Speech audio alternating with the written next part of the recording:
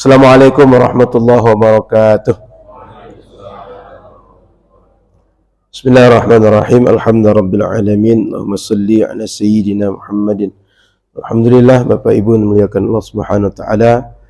Subuh ini Ramadan ke-26. Alhamdulillah 25 hari selesai sempurna puasa kita. Mudah-mudahan sampai akhir nanti apakah 29 atau 30 hari sempurna puasa kita dan berkualitas juga ibadah sunnah kita, insyaallah. Salawat dan salam kepada Rasulullah sallallahu alaihi wasallam. Semoga kita semua di akhirat patut untuk bersama Rasulullah sallallahu alaihi wasallam dan bersama orang yang mencintai dan dicintai oleh Rasul sallallahu alaihi wasallam. Amin ya rabbal alamin. Baik, subuh ini kita lanjutkan membaca hadis-hadis Rasulullah di dalam kitab Bulughul Maram, yang pada subuh ini sudah sampai pada pembahasan tentang bagaimana cara iqamah dalam azan.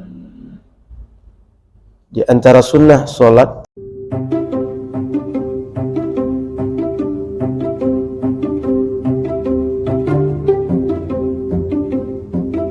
adalah sunnah sebelum solat. Solat itu sunnahnya ada yang sebelum solat, ada yang di dalam solat. Sunnah solat sebelum solat. Sebelum solat ini sunnahnya pertama azan dan iqamah. Yang kedua, datang ke masjid dengan tenang, tidak buru-buru. Tidak ketika dengar azan, kemudian apalagi orang sudah salat jamaah, kita tak buru-buru datang. Yang ketiga, bila kita tidak ada dinding penghalang, maka sebaiknya solat pakai sutroh. Yang sering dibuat orang ada kayu yang setinggi lutut kayaknya, atau setinggi mungkin 30 cm. Sutroh itu penghalang kita, sehingga orang tak lewat depan kita saat kita solat. Kemudian ada sunnah di dalam solat. Di dalam solat ini ada dua sunnah. Sunnah hayat, yang kedua sunnah ab'ad. Sunnah hayat itu contoh ketika takbir ngangkat tangan. Takbirnya rukun, Allahu Akbarnya rukun, tapi ngangkat tangannya sunnah. Kemudian setelah kita mulai solat, baca iftitah, itu sunnah hayat. Kemudian setelah iftitah baca a'udzubillah, itu sunnah hayat. Kemudian setelah labdhalin baca amin, aminnya itu sunnah hayat. Setelah itu baca surat, itu juga sunnah hayat. Kemudian ketika kita ruku, kembali dari ruku, kita mengangkat tangan, itu sunnah hayat. Sunnah ab'ad seperti ketika subuh kita kunut subuh. Ketika solat ada 3 atau 4 rakaat, kita tahiyat awal, itu sunnah ab'ad. Yang ketiga, sunnah setelah solat. Sunnah setelah solat ini diantaranya zikir. Ada istighfarnya, ada doa, dan ada zikir subhanallah 33, alhamdulillah 33, Allahu Akbar 33, sempurna 100 dengan la ilaha illallah wahdahu la syarikalah. Sudah itu berpindah tempat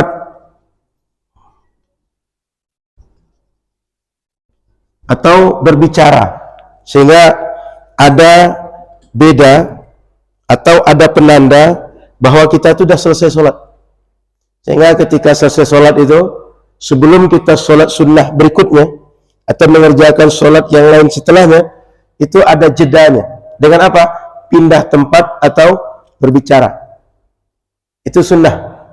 Maka ini sunnah-sunnah dalam melaksanakan solat. Sebelum solat, di dalam solatnya, setelah solat. Setelah solat itu Bapak Ibu selagi bisa duduk dulu, zikir. Ketika zikir, minimal baca la ilaha illallah wahdahu la syarikalah, dan istighfar, ya Allahumma antas salam, dia subhanallah 33, Allahu Akbar 33, alhamdulillah 33, sempurna 100 dengan la ilaha illallah wahdahu la syarika lah. Dan banyak lagi redaksi zikir yang ada setelah solat itu. Banyak riwayatnya. Kemudian Bapak Ibu rahmat Allah Subhanahu wa taala, setelah solat itu berzikirnya kita baca sir sendirian atau kita baca jahar lalu dibuat berjamaah, kedua-duanya boleh. Karena ada riwayat keduanya bahwa Rasul juga melakukan zikir setelah solat itu dengan jahar. Diceritakan oleh sahabat Ibnu Abbas dan terdapat dalam Sahih Imam Bukhari. Artinya hadisnya sahih bahwa zikir setelah salat dengan jahar itu dijelaskan oleh sahabat Ibnu Abbas di dalam Sahih Imam Bukhari. Artinya dalilnya kuat. Baik, pagi ini di kitab saya hadis 179. Wa bi sanadina ila al-Imam Ibnu Hajar. Dengan sanad kita yang tersambung pada Ibnu Hajar wa an Anas radhiyallahu taala anhu qala, dari jalur sahabat Anas bin Malik radhiyallahu taala anhu, beliau mengatakan, umira Bilalun ay yashfa'al adhan. Bilal itu diperintahkan Nabi untuk membaca redaksi azan masing-masing dua kali. Allahu akbar, Allahu akbar, Allahu akbar, Allahu akbar. Asyhadu an la ilaha illallah, asyhadu an la ilaha illallah, dua kali. Wa yutiral iqamata illa al-iqamah, dan dilakukan secara ganjil ketika iqamah. Ganjil maksudnya sekali saja. Allahu akbar, Allahu akbar, asyhadu an la ilaha illallah, asyhadu anna Muhammadar Rasulullah, sekali-sekali. Illa al-iqamah, kecuali redaksi qad qamatis salatu, qad qamatis salah, dua kali. Khusus yang qad qamatis salah. Tapi yang selain itu sekali-sekali. Maka yakni illa qad qamatis salah. Muttafaqun alaihi. Hadis ini diriwayatkan oleh Imam Bukhari dan Muslim. Walam yadhkur Muslimun al-istisna. Imam Muslim tidak menyebutkan redaksi setelah illa itu, qad qamatis salah. Beliau cuma menyebutkan sampai illal iqamah. Itu redaksi Imam Muslim. Sementara Imam Bukhari sampai kepada ujung hadis ini. Walin Nasa'i an inna Rasulullah sallallahu alaihi wasallam amara Bilalan ay yashfa al-adhan wa ay yutir al-iqamah. Di dalam redaksi Imam An-Nasa'i, Rasul memerintahkan Bilal untuk membaca azan itu redaksinya masing-masing dua kali, tapi kalau iqamah sekali saja. Seperti yang umum kita buat dalam azan dan iqamah. Maka Bapak Ibu yang dirahmati Allah Subhanahu wa taala, ada perbedaan cara azan dan iqamah. Itu berasal dari mana? Penjelasan hadis Nabi sallallahu alaihi wasallam. Kemudian Bapak Ibu yang dirahmati Allah Subhanahu wa taala, dari hadis ini kita pahami bahwa lafaz azan itu dan lafaz iqamah ada yang dibaca genap, ada yang dibaca dengan ganjil. Ganjilnya maksudnya sekali. Sehingga keduanya ada di dalam bacaan azan. Saya kira itu tentang hadis ini. Kita lanjut hadis berikut. Wa an Abi Juhaifah radhiyallahu ta'ala anhu qala, ra'aitu Bilalan yu'adhdhinu wa atatabba'u fahu hahuna wa hahuna wa isbi'ahu fi udhunayhi. Wa Ibn Majah wa ja'ala isbi'aihi fi udhunayhi. Wa li Abi Daud lawa unuqahu lamma balagha hayya 'ala as-salah yaminan wa shimalan wa lam yastadir. Asluhu fi sahihaini wa baqiyati as-sab'ah. Wa an Abi Mahdzurah radhiyallahu ta'ala anhu anna Rasulullah sallallahu a'jabahu sawtuhu fa'allamahu al-adhan. Rawahu Ibn Khuzaimah wa asluhu fi Muslim was Sunan. Diriwayatkan oleh sahabat Ibnu Abi Juhaifah, dari sahabat Abu Juhaifah. Kata beliau, aku melihat Bilal ketika dia azan dan aku mengikuti arah mulut dia. Kadang mulutnya ke sini, kadang ke situ. Kan kalau orang azan biasanya menoleh kanan, menoleh kiri. Wa isbi'ahu fi udhunayhi.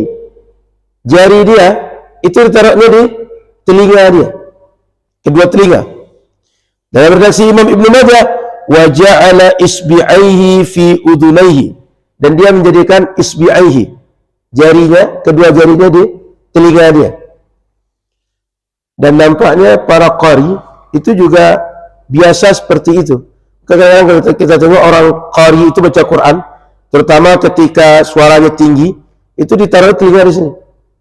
Boleh jadi menguatkan dia dan menjadi pengendali ketika suara sangat tinggi. Wali Abi Daud, dalam Sunan Abi Daud, lawa unuqahu, dia menolehkan tengkuk dia. Lamma balagha, ketika sampai pada redaksi hayya 'alas salah yaminan wa shimalan. Ketika hayya 'alas salah dia baca kanan, kemudian hayya 'alas falah baca dia menoleh ke kiri. Maka kalau kita tengok muadzin kadang menoleh kanan, kadang menoleh kiri, itu dasarnya dari hadis Nabi sallallahu alaihi wasallam. Sementara selain redaksi itu mereka hadap kiblat saja. Tapi ketika hayya 'alas salah hayya 'alas falah, menoleh kanan, menoleh kiri. Dalam hadis Abu Mahzurah yang lain, kata Rasul, beliau menceritakan bahawa Rasul SAW a'jabahu sautuh.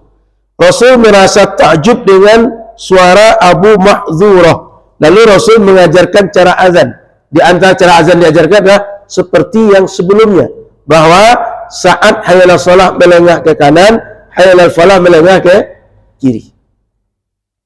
Sehingga Bapak Ibu yang dirahmati Allah Subhanahu wa taala, sunnah bagi muazzin ketika dia baca hayya 'alas salah, ketika baca hayya 'alal falah, dia menoleh kanan, menoleh ke kiri. Sudah itu sunnah juga yang menjadi muadzin itu orang suara bagus. Dan yang sudah ditetapkan jadi muadzin disunnahkan untuk menjaga suara dan memperbagus suara. Pakai treatment kan, atau pakai berapa terapi sehingga suara itu tetap bagus. Dulu Nabi sengaja memilih kalau orang yang azan itu yang suaranya tinggi, yang suaranya merdu.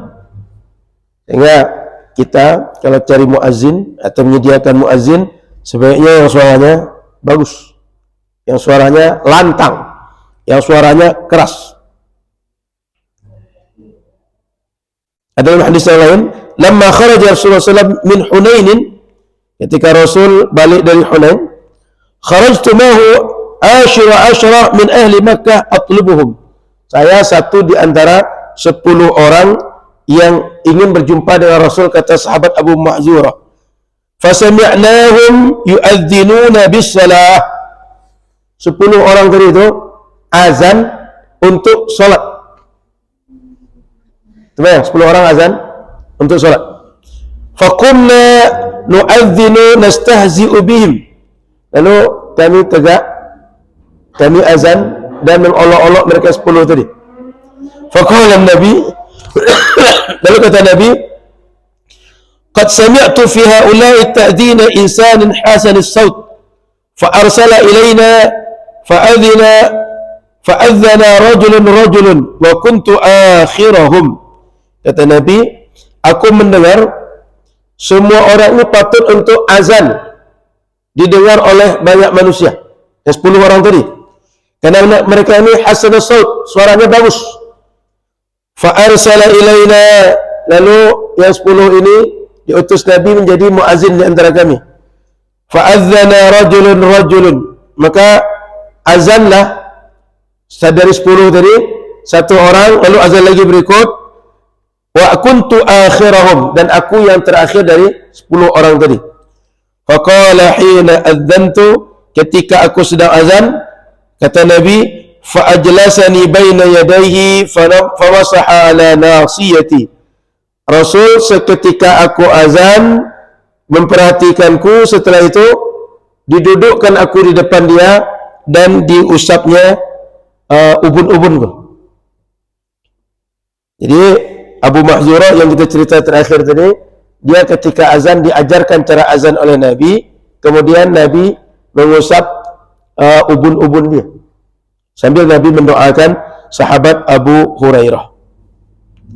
Baik, Bapak Ibu yang dirahmati Allah Subhanahu wa taala, yang kita dapatkan dari hadis ini, pertama, hadis Abu Zuhaifah yang pertama kita baca tadi, ini menunjukkan bahawa sunnah hukumnya untuk muazin menoleh ke kanan dan ke kiri ketika azan.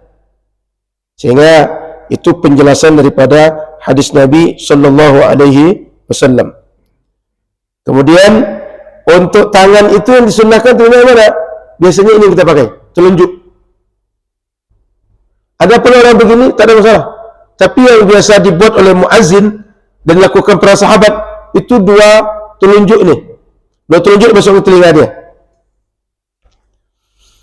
Kemudian Bapak Ibu yang rahmati Allah Subhanahu wa taala, kata para ulama di antara gunanya raf'us sauti wa jam'ah. Untuk suara itu supaya tinggi dan suara itu supaya bulat, lantang dia. Makanya dia tahan di telinga dia. Karena boleh jadi ketika orang azan itu, kalau suara lantang keras, dia lepaskan, mungkin tak kuat telinga dia untuk menahan suara keras dia. Wa ayyu'arrifa man yarahu wa la yasma'u annahu yu'adzin. Ini juga sebagai informasi bagi orang lain, bahwa orang kalau lagi pegang tangan ini, mana tahu ada orang enggak tahu dia ngapain orang itu. Orang tahu ini muazzin lagi azan, sehingga enggak diajak bicara. Kan boleh jadi ada orang baru masuk masjid, nengok orang lagi berdiri, dia enggak tahu orang itu lagi ngapain, berdiri gini aja. Nanti diajak bicara. Tapi kalau tangannya di sini, orang ngerti bahwa ini adalah tanda orang sedang azan. Maka orang yang baru masuk tadi enggak akan ajak bicara orang sedang azan. Jadi di antara hikmahnya agar suara tinggi, suara lebih lantang. Yang kedua, orang baru masuk masjid tahu bahwa orang tadi sedang mengumandangkan azan. Karena kalau kita berdiri enggak nampak bedanya dengan orang lain.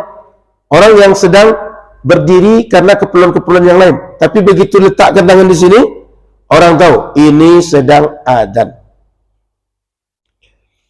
Kemudian Bapak Ibu yang dirahmati Allah Subhanahu wa taala, dalam sebagian hadis walam yastadir. Walam yastadir maksudnya bahwa ketika azan itu disunnahkan menghadap kiblat, dan itu enggak perlu badan kita mutar-mutar. Tetap menghadap kiblat, badan kita yang berputar itu cuma kepala. Jadi enggak perlu badan yang diputarkan. Ya sebagian orang kalau azan itu, saya tengok memang badannya digitukan dia. Bukan kepala ditolehkan, tapi badan dia diarahkan ke kanan, kemudian ke kiri, badannya dia kiri, bukan itu. Tetap menghadap kiblat, yang berputar kepala dia ke kanan atau ke kiri, badan tetap ke arah kiblat. Pernah tengok apa Ibu? Badan itu memang diputarnya. Yang dianjurkan bukan badan diputar, tapi badan menghadap kiblat, ia menoleh muka kita saja, kepala kita saja menoleh ke kanan, menoleh ke kiri, badan tidak. Saya kira itu.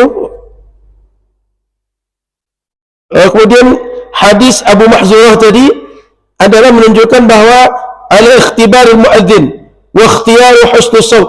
Nabi ketika memanggil 10 orang yang bisa azan, itu Nabi menseleksi di antaranya 10 siapa yang patut jadi muazzin.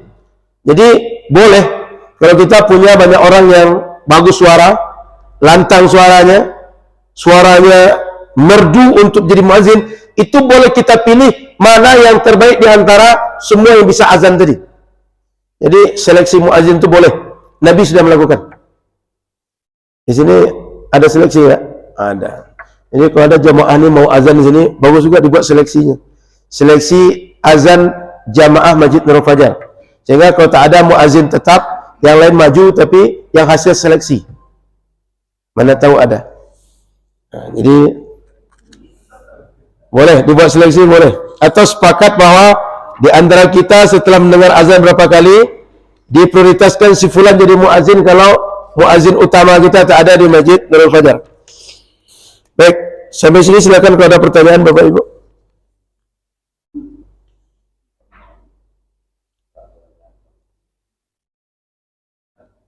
Silakan.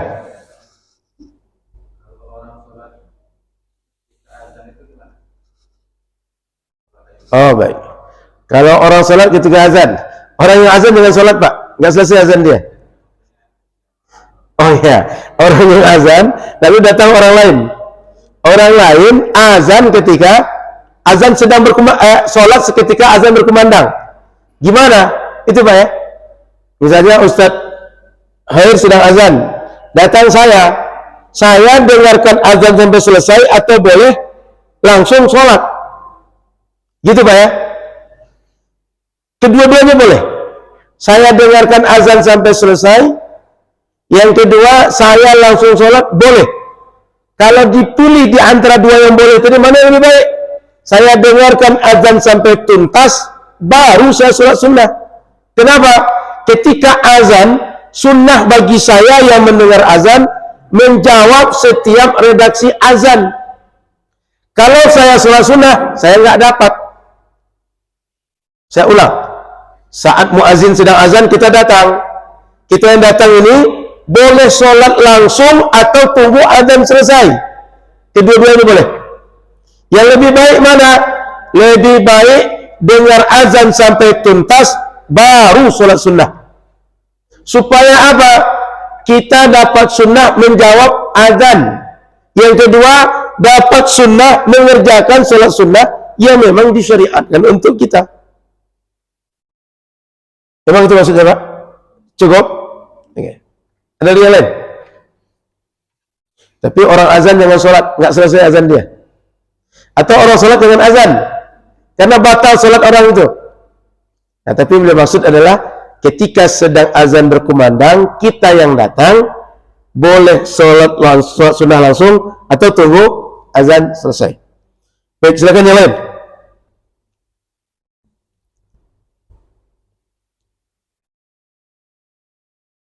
Baik, kalau tidak saya lanjut.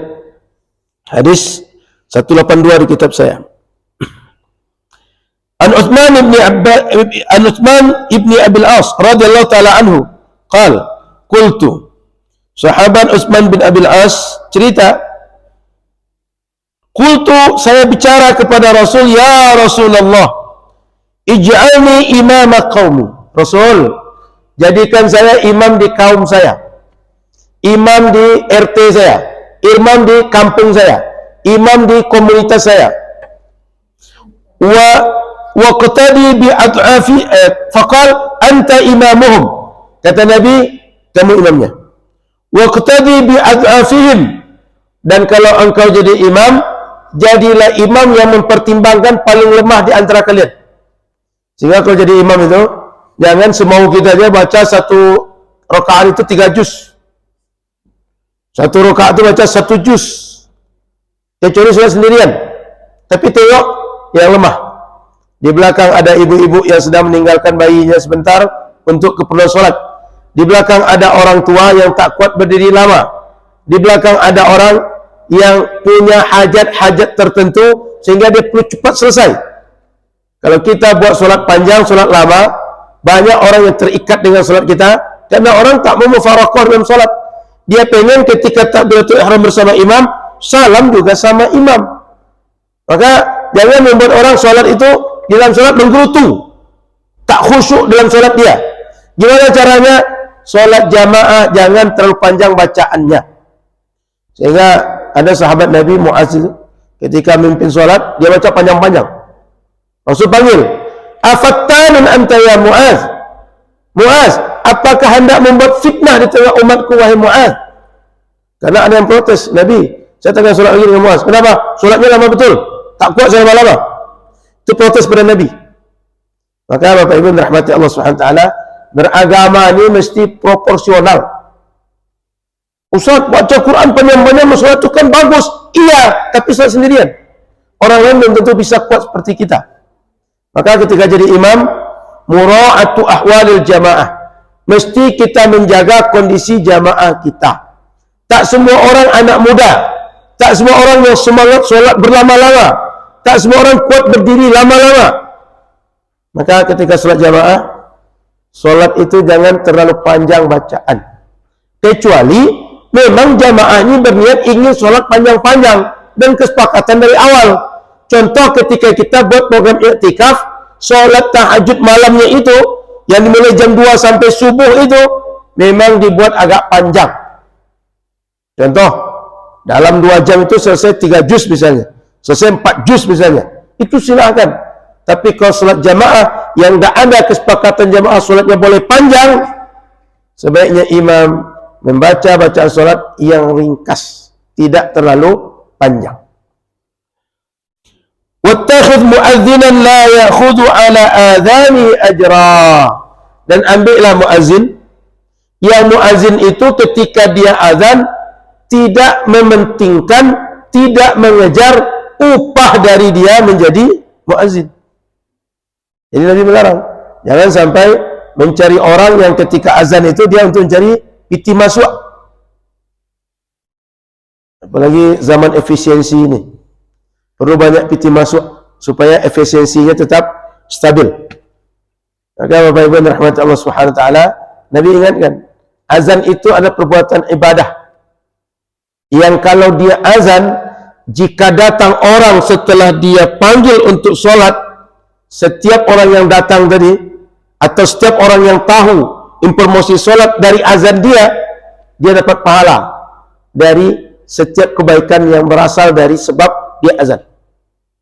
Maka Bapak Ibu yang dirahmati Allah Subhanahu wa taala, dianjurkan Nabi agar carilah muazzin yang dia tidak menjadikan azan sebagai sumber income. Tapi boleh tidak muazzin digaji, imam digaji, khatib digaji, guru digaji, boleh. Cuma bukan menjadikan agama ini sebagai komoditi untuk diperjualbelikan. Itu maksudnya.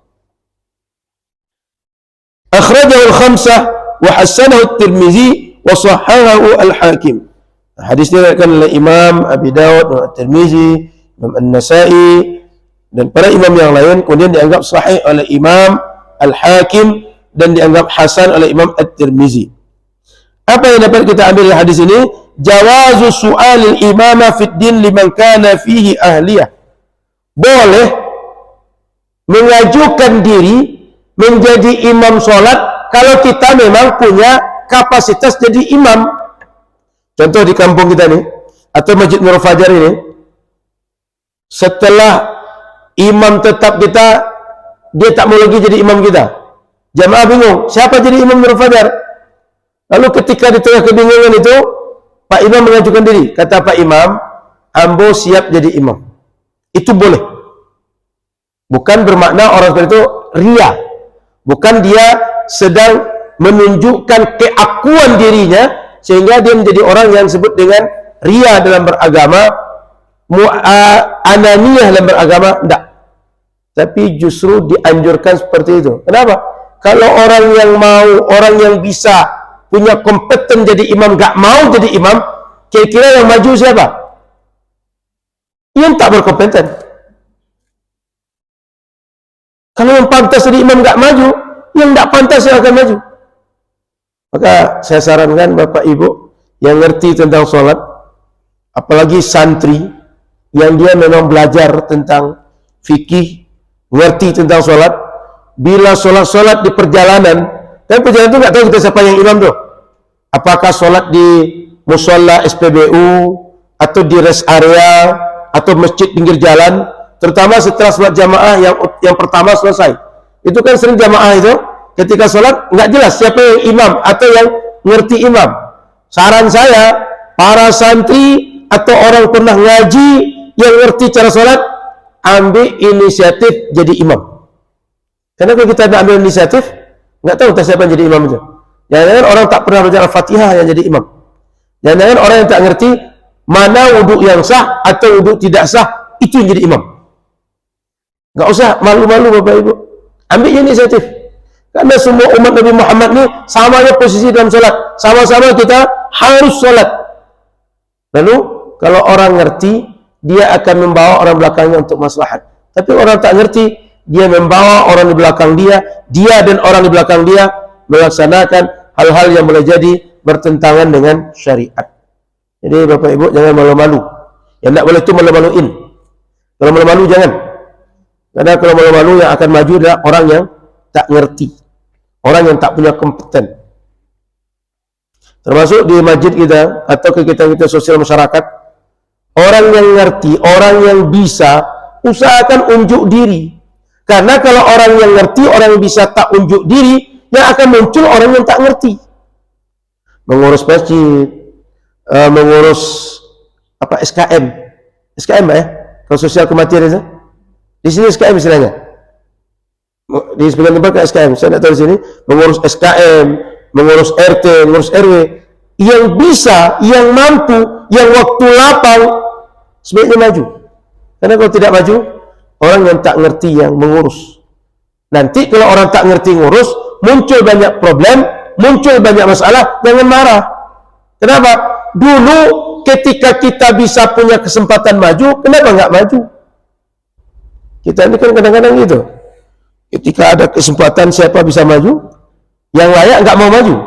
Ketika sudah berjalan sebuah kegiatan, muncul problem tengah jalan, pantas gara-gara dia nih.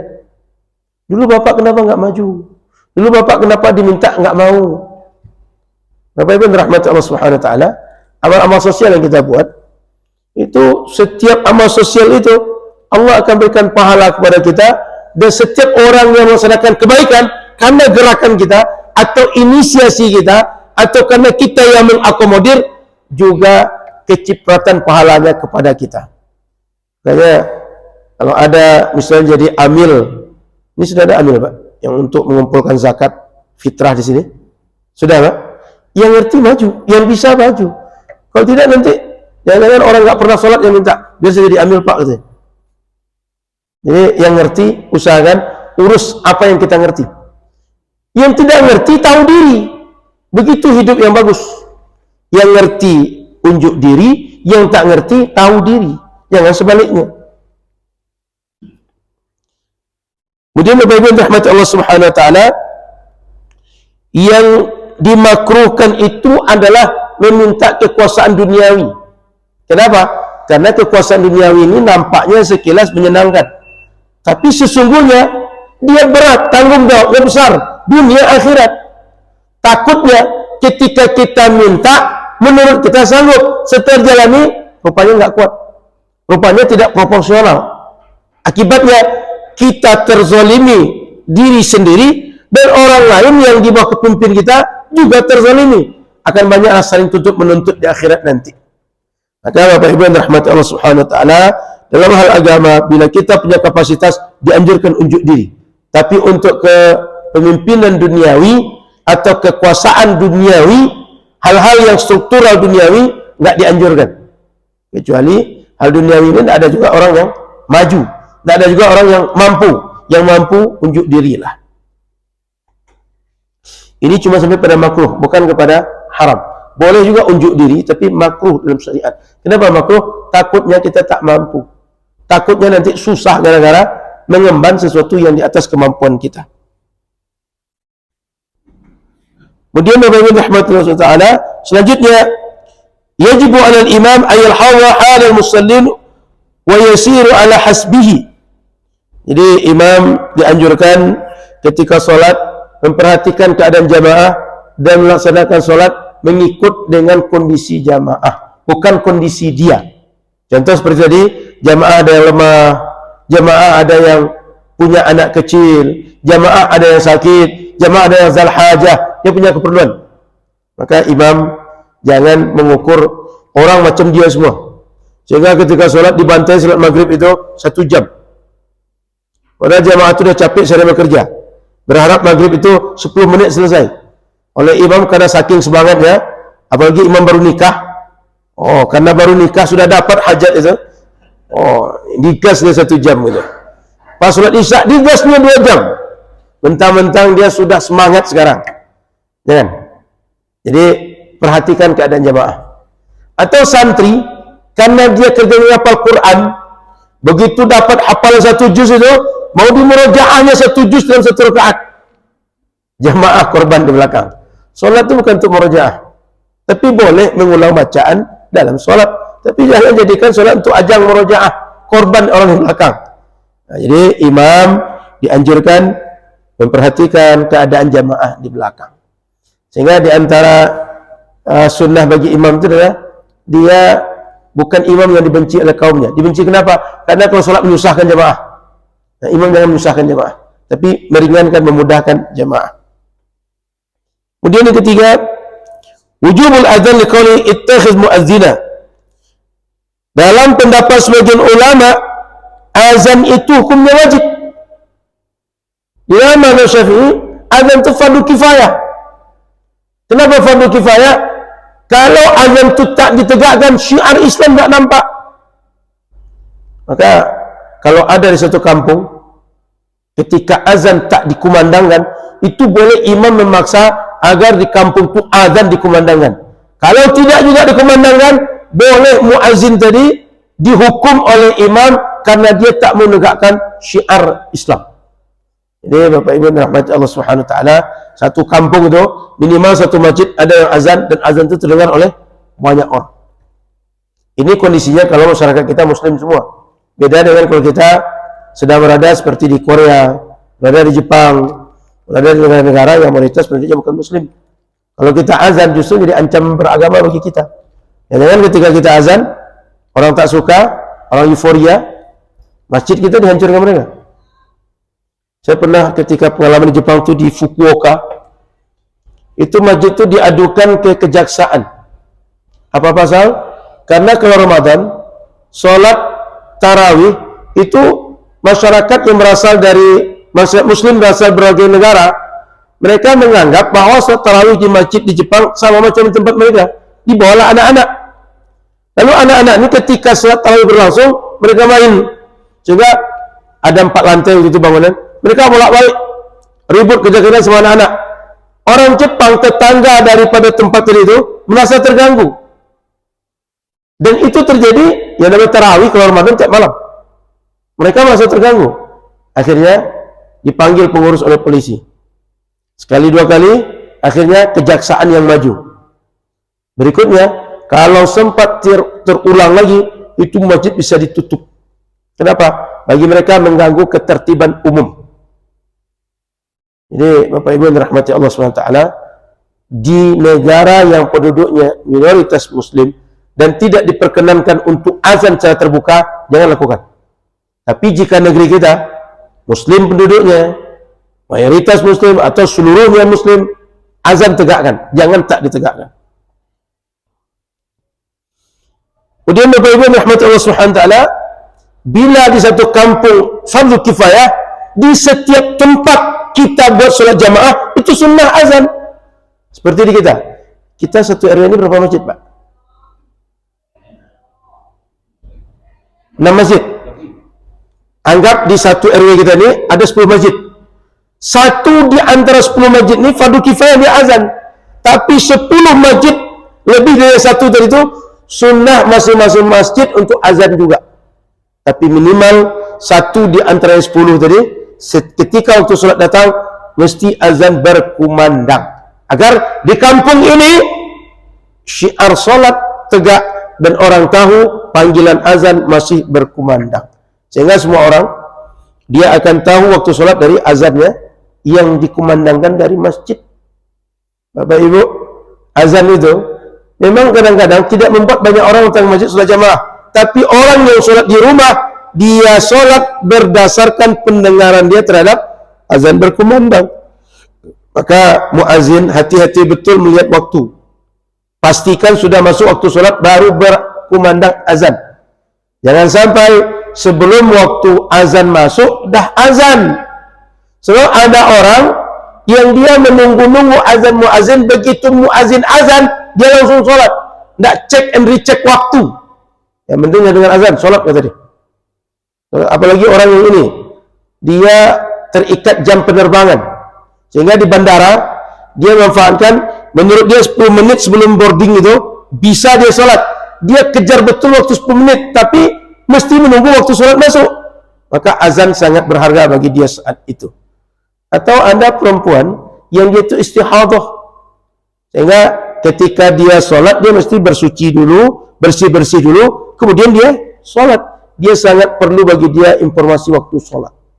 Karena orang istihadah, kalau mau sholat, dia mesti setelah waktu sholat masuk, bersih-bersih, setelah itu dia tutup, supaya tidak tutup dengan pembalut, supaya tidak keluar cairan dia, keluar darah dia, dan dia sholat ketika sudah bersih-bersih tadi, meskipun keluar darah, tetap sah sholat dia, sebab istihadah. Kemudian Bapak Ibu rahmati Allah Subhanahu wa taala, di antara adab muazin tidak menjadikan azan sebagai komoditi mendapatkan upah. Tapi kalau muazin diupah boleh, namun bukan upah tujuan daripada menjadi seorang muazin. Sama dengan sholat, bukan upah menjadi tujuan daripada menjadi imam. Sama dengan mengajar, bukan upah yang menjadi tujuan daripada mengajar, tapi adalah mengajar untuk melaksanakan syariat.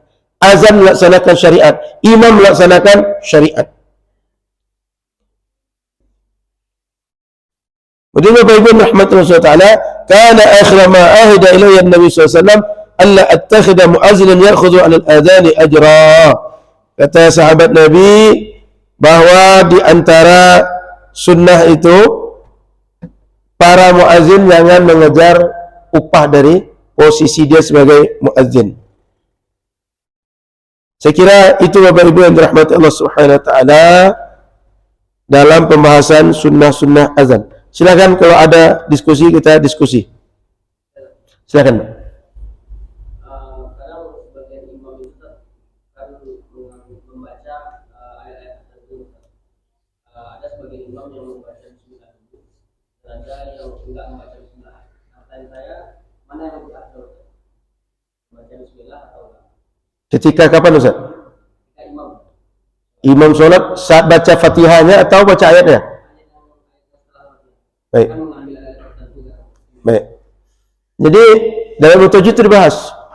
Kalau kita memulai membaca surat dari awal surat, itu dianjurkan membaca bismillah. Tapi kalau di tengah, enggak. Sama dengan kalau di luar sholat, kita baca Quran, jika dimulai dari awal surat, dianjurkan baca bismillah. Jika di tengah, a'udzubillah saja. Kayak kita tadarus kan nyambung tuh. Itu kalau kita lanjut berikutnya, a'udzubillah langsung kepada ayat yang berikutnya. Tapi jika dari awal surat, contoh Alif Lam Mim surah Al-Baqarah, kemudian dalam surat An-Nisa tentang yang nasu taqu rabbakum allazi khalaqakum min nafsin wahidah, itu mulai dari bismillah. Jadi patokannya itu Ustaz, bukan mana lebih bagus baca bismillah atau tidak, tapi dimulai dari mana dia membaca bacaan setelah Al-Fatihah itu. Apakah awal surat atau tengah surat? Kalau awal surat disunahkan baca bismillah. Kalau tengah surat enggak disunahkan baca bismillah. Paham Ustaz? Itu secara tajwid sepakat ulama, fikih pun sepakat. Yang menjadi perbedaan itu ketika baca Al-Fatihah. Apakah diawali dengan bismillah? Bismillahnya jahar atau sir, baru terjadi perdebatan ulama. Dalam mazhab Syafi'i, Bismillahirrahmanirrahim itu dibaca dan bacanya jahar, sama dengan jaharnya bacaan Alhamdulillahirabbil alamin sampai waladhdallin. Kalau dibaca sir ketika zuhur dan asar, dibaca sir juga. Gitu Ustaz. Jadi kalau ada imam setelah waladhdallin, antara bismillah dengan tidak baca bismillah itu dia bercampur saja, itu menunjukkan dia tidak faqih dalam ilmu salat. Artinya kadang-kadang baca qul huwalahad dan baca bismillah sebelumnya, atau nanti dibacanya akhir surah Al-Baqarah mulai bismillah dia. Bismillahirrahmanirrahim. La yukallifullahu nafsan illa wus'aha. Ini menunjukkan dia tidak faqih dalam ilmu salat, tak ngerti ilmu salat. Meskipun bacanya bagus. Sudah Ustaz? Ada lagi? Silakan Pak. Ini bukan bertanya Ustaz, tapi itu minta pandangan Ustaz. Siap. Kalau saya jujur, kalau untuk jadi imam, memang belum sanggup Ustaz. Baik. Sebagai imam itu kan sebagai Dhamin. jemaah. Ya. Tapi kalau untuk keluarga insya Allah lah. Tapi itu untuk keluarga kita ya. Nah, bagaimana pandangan Ustaz? Baik. Jadi Bapak Ibu rahmat Allah SWT, jadi imam itu, imam keluarga, imam jamaah itu sebenarnya sama aja, sama kriterianya.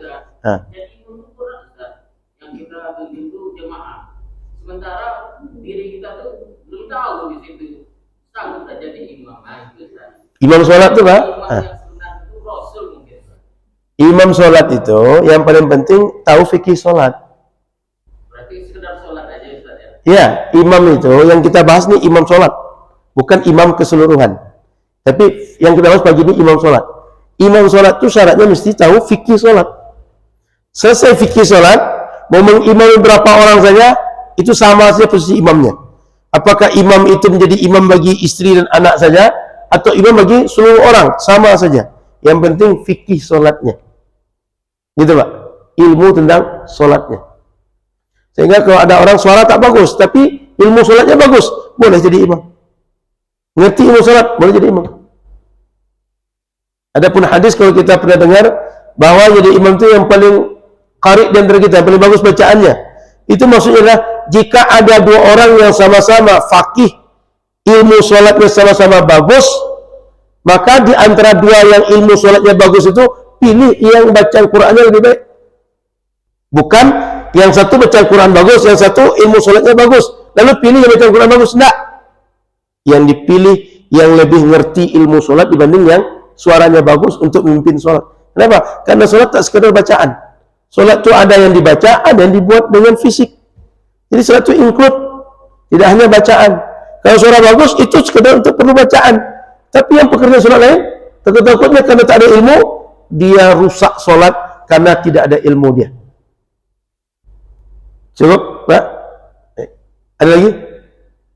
Silakan, Pak.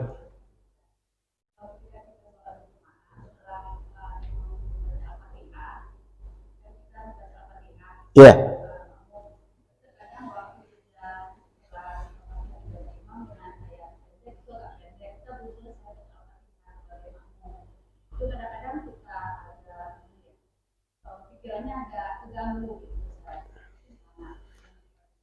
Baik. Jadi imam yang arif itu dia setelah dalil amin nggak langsung baca ayat. Kasih kesempatan makmum untuk baca ayat. Jadi saat akhir kalau bisa habis sholat dalil amin itu kasih jeda sedikit. Ya perkirakanlah kalau kita baca dengan sir Bismillahirrahmanirrahim alhamdulillah. Itu makmum cukup baca Al-Fatihah. Tapi jangan panjang betul Ustaz. Dikira orang Ustaz ketiduran nanti. Atau dikira Ustaz kelupaan. Diejak oleh makmum belakang. Kul huwallahu Ustaz. Tapi kasih jeda sedikit supaya makmum itu punya kesempatan, dia tenang. Gitu Ustaz. Tapi tidak terlalu panjang supaya jamaah juga tidak salah paham. Terutama orang nggak ngaji. Orang nggak ngaji dia bingung itu. Ini imam ini lagi mengulang hafalan atau lagi lupa, ketiduran atau kenapa nih? Jangan imam ini melamun kata dia. Bukan. Imam yang seperti itu justru karena ngerti, dia ngasih kesempatan kepada makmum. Karena memang tabiat kita, kalau ayat yang baca imam itu hafal, itu memang kita terbawa dengan mengikuti bacaan imam, sehingga Fatihah lupa sendiri. Itu sudah bawaan jamaah kita. Dia oleh karena itu imam sebaiknya kasih jeda. Jadi jamaah sini kalau sempat Ustaz akhir agak diam sedikit setelah warat dalil amin, jangan dikira Ustaz akhir ketiduran. Enggak, dia kena ngaji dia. Gitu Ustaz akhir. Siapapun jadi imam sebaiknya kasih jeda sedikit supaya makmum ketika imam baca Fatihah dia simak, lalu ketika makmum baca Fatihah makmum kasih waktu. Gitu. Cukup, Bu? Ada lagi? Kalau tidak, saya. Ini masalah bilal. Jadi sebagian bilal itu ada dari lihat kalau baca innallaha wa malaikatahu itu langsung sholawat ya, langsung dijaharkan sholawat. Itu gimana? Ini ketika azan atau ketika khutbah Jumat atau ketika apa nih? Ketika azan biasa. Azan biasa, lalu? Dibacanya innallaha wa malaikatahu ini sampai akhir. Ya. Langsung dia Allahumma shalli ala sayyidina Muhammad. Terus? Itu gimana? Setelah itu di azan? Ya, itu gimana? Baik. Secara umum, sholawat itu kapan saja boleh. Sehingga, kenapa dia sholat waktu itu? Sebab ayat dibaca sebelumnya memerintahkan dia untuk sholawat. Makanya dia sholawat. Inna Allah wa malaikatahu yusholluna 'alan nabi ya ayyuhalladzina amanu shallu 'alaihi. Disuruh kita sholawat, makanya dia sholawat. Itu boleh seperti itu. Dan kita yang dengar ayat tadi sebaiknya sholawat kepada Nabi. Kenapa? Ayat itu menyuruh kita untuk sholawat kepada Nabi. Ada satu lagi pembahasan. Setelah azan itu sebaiknya kita berdoa Allahumma rabb hazihi da'wati tammah. Ada anjuran yang lain. Setelah azan itu dianjurkan sholawat kepada Nabi Muhammad. Ada hadisnya. Makanya ada orang ketika azan itu dia sholawat, kemudian membaca doa Allahumma rabb hazihi da'wati tammah dan seterusnya. Gitu Ustaz. Jadi dia baca salat itu boleh, tak ada masalah. Berarti boleh dijaharkan. Boleh, dijaharkan boleh, disirkan boleh. Tak ada masalah. Cukup? Baik. Saya ulas sedikit, tadi ada pembahasan tentang azan. Para muazzin sebenarnya tak mencari upah dengan azan dia. Ini dianjurkan pada semua profesi yang menjadi profesi untuk bagaimana tegaknya syariat. Jadi muazzin, jadi imam, jadi khatib, jadi guru ngaji kayak kami ni. Itu dianjurkan ketika dia melaksanakan hal-hal itu tidak bertujuan mencari upah di situ. Tapi secara fikih mereka semua boleh diupah. Artinya boleh dikasih insentif, boleh dikasih gaji. Kenapa? Karena kalau mereka tak digaji, kalau mereka tak disediakan untuk biaya hidup dia, yang terjadi adalah setiap orang yang bisa jadi muadzin, bisa jadi khatib, bisa jadi imam, bisa jadi guru, bisa jadi dai, dia akan berfikir untuk hidup dia dan tanggung jawab dia. Sehingga dia akan melakukan, dia bekerja macam orang lain. Ketika umat butuh kepada pekerjaan dia tak bisa melakukan. Kenapa? Dia mesti melakukan yang menjadi prioritas tanggung jawab dia sebagai kepala keluarga, sebagai suami, sebagai orang tulang punggung keluarga dia. Maka supaya maslahat umat terlaksana, urusan keluarga dia terbantu, disitulah di dalam fikih Islami para guru ngaji, para muadzin, para khatib, para imam, para dai, para mubaligh boleh dikasih insentif. Yang berasal dari mana? Biaya orang pribadi, baitul mal, infak sedekah masyarakat, dan berbagai dana-dana kebaikan yang halal lainnya. Karena kalau tidak, justru maslahat umat ini akan banyak terganggu. Maka Bapak Ibu rahmati Allah Subhanahu wa taala, ketika ada kegiatan-kegiatan agama dilakukan oleh sebagian orang, lalu mereka memang secara dasar tak untuk digaji, tapi bila digaji, boleh mereka digaji. Dikasih insentif, boleh dikasih insentif. Tapi tidak menjadi patokan insentif sebagai pekerjaan mereka. Kira-kira begitu Bapak Ibu yang rahmati Allah Subhanahu wa taala. Saya kira cukup. Insyaallah kita sambung di waktu yang lain. Terima kasih. Mohon maaf salah dan kurang. Sepertinya pekan depan kita libur, Pak ya? Iya. Karena saya pun tak kuat pengajian saat itu. Sebab insyaallah saya pulang kampung hari Sabtu, pulang kampung. Mungkin di kampung agak seminggu juga pulang kampung, baru balik ke Pekanbaru. Jadi kalau hari Rabu depan ada yang hadir, saya minta izin dulu. Nah, mungkin yang lain bisa gantikan. InsyaAllah pekan berikutnya kita lanjutkan. Terima kasih. Mohon maaf salah dan kurang. Sekali lagi mohon maaf juga lahir dan batin. Kita akan Idul Fitri. Ja'alana Allah wa iyyakum minal a'idin wal faizin. Semoga kita semua menjadi orang-orang yang diberikan oleh Allah kebaikan, keberuntungan, kemenangan, dan menjadi orang-orang mendapatkan sangat banyak kebaikan di Ramadan ini, dan mendapatkan kebahagiaan dan keberuntungan luar biasa setelah selesai Ramadan ini insyaAllah. Mohon maaf lahir dan batin. Semoga Allah terima semua ibadah kita, ibadah puasa, ibadah baca Quran, ibadah salat malam, ibadah sedekah, ibadah i'tikaf, ibadah salat sunnah, dan ibadah-ibadah yang lain, dan disempurnakan oleh Allah Subhanahu wa taala. Subhanaka wa bihamdika asyhadu an la ilaha illa anta astaghfiruka wa atubu ilaika.